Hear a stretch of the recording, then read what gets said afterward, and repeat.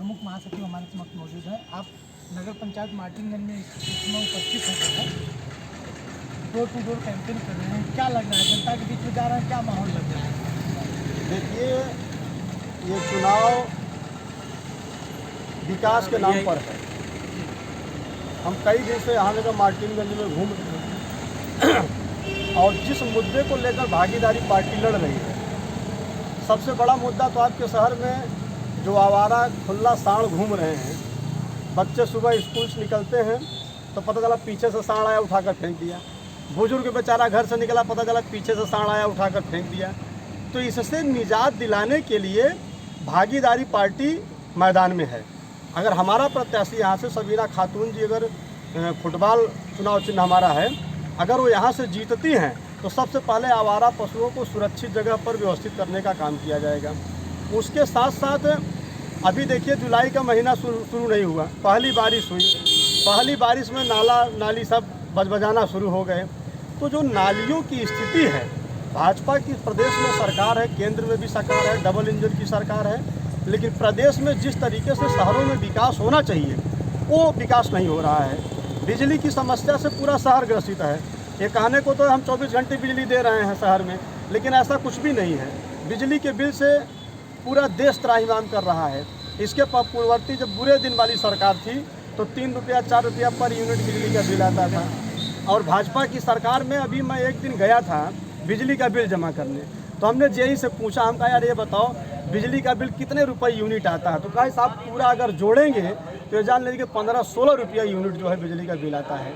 तो भागीदारी पार्टी बिजली के बिल माफ़ी के सवाल को लेकर और बड़ी समस्या महंगाई है, महंगाई के सवाल को लेकर, शहर में जो आए दिन जाति जुल्म अत्याचार उत्पीड़न हो रहे हैं उसके सवाल को लेकर, नालियों की सवाल को लेकर, जो सड़कें टूटी फूटी हैं इसके सवाल को लेकर, आवारा पशुओं जो खुला घूम रहे हैं इसके सवाल को लेकर हम लोग जनता के बीच में जा रहे हैं। और जनता ने मन बनाया है इस बार फुटबॉल का जो है पर बटन दबाएंगे। आप लोगों को भी याद होगा, पश्चिम बंगाल में ममता बनर्जी जी ने एक नारा दिया था कि खेला हो बे। तो हमने उत्तर प्रदेश में इस निकाय चुनाव में नारा दिया है कि हम बार खदेड़ा हो गए। आपकी सहयोगी पार्टी विधानसभा चुनाव में सहयोगी रहे हैं, आपकी समाजवादी पार्टी, वो आपसे अलग हट करके चुनाव, आप उनसे अलग हट करके चुनाव लड़ते हैं, कितना प्रभाव डालेंगे आप उनसे? देखिए, इस समय उत्तर प्रदेश में सबसे बड़ी कोई झूठी पार्टी है तो उसका नाम है समाजवादी पार्टी, और उत्तर प्रदेश का सबसे बड़ा झूठा कोई नेता है तो उस नेता का नाम है माननीय अखिलेश यादव। इन लोगों के कथनी और करनी में बहुत बड़ा अंतर है। ये कहते कुछ और हैं, करते कुछ और हैं। अभी 22 का चुनाव हुआ, हम लोग गठबंधन में थे और 403 विधानसभा सीटों पर भागीदारी पार्टी ने इनको वोट दिलाने का काम किया, लेकिन इस नेता ने भागीदारी पार्टी को जो धोखा देने का काम किया, मतलब कभी सपने में भी नहीं सोचा था, और उन्होंने भागीदारी पार्टी को धोखा दिया तो प्रदेश की जनता ने उनको धोखा दे दिया। तो देखिए, हला भला सब यही धरती पर होता है। एक तो गांव में कहावत है, करीब जा रहे हैं। नहीं करीब की बात नहीं है। देखिए, भाजपा की जहाँ तक बात है, भारतीय जनता पार्टी का अलग काम है। भारतीय जनता पार्टी की सरकार में आप देख रहे हैं, मैंने आपसे कहा कि महंगाई के सवाल को लेकर सदन में कोई भी नेता बोलने को तैयार नहीं है। आवारा पशुओं के सवाल को लेकर कोई भी नेता बोलने को तैयार नहीं है। आए दिन जाति जुल्म अत्याचार उत्पीड़न लूट हत्या बलात्कार हो रहा है, इस पर सदन में कोई भी बोलने को तैयार नहीं है। तो भाजपा दूध का धुली थोड़ी ना है। भाजपा की कथनी और करनी में बहुत बड़ा अंतर है। ये तो कहते हैं कि आवास, शौचालय, पेंशन, दवाई हम सबको उपलब्ध करा रहे हैं, कागज पर तो सब पूरा है, धरातल पर देखिए तो कुछ भी नहीं है। महिला पहलवानों की जो है इतना दुष्कर्म हुआ है, सब पे जो है वो FIR भी दर्ज हो गया, गिरफ्तारी नहीं हो रही है, इस क्या कहते हैं? देखिए, भाजपा जातीय आधार पर काम करती है। अभी यही मामला किसी पिछड़े दलित अल्पसंख्यक में होता तो देश की राजनीति में आग लग जाता है। अब चूंकि वो बड़ा माफिया है, शिक्षा माफिया है, नकल माफिया है, तो भाजपा उस पर कार्रवाई क्यों करेगी? यही कोई मुस्लिम होता अतीक अहमद की तरह तो देखिए तब तक में टपका दिए होते। भाजपा जाति आधारित पर काम करती है।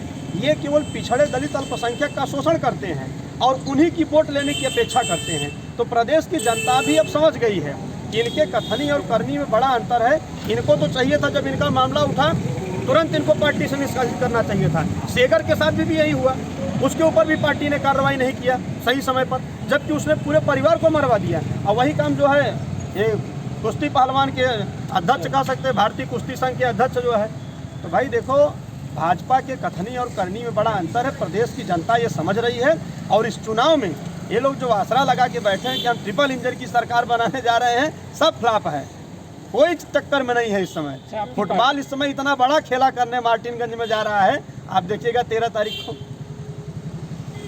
खेला हो जाएगा। खेल है, बहुत बड़ा खेला हो जा रहा है। लोगों को लग रहा है ना हम निचवों से सब काट दिए हैं, पता ही नहीं चलेगा। पता चल रहा है कि जो आपके प्रत्याशी हैं जो है वो हड्डी जोड़ने का काम करते हैं जो है। देखिए ये तो बड़ी अच्छी बात है, जो हड्डी जोड़ता है वही समाज जोड़ता है। जब समाज जोड़ेंगे तभी तो हड्डी जुड़ेगी ना।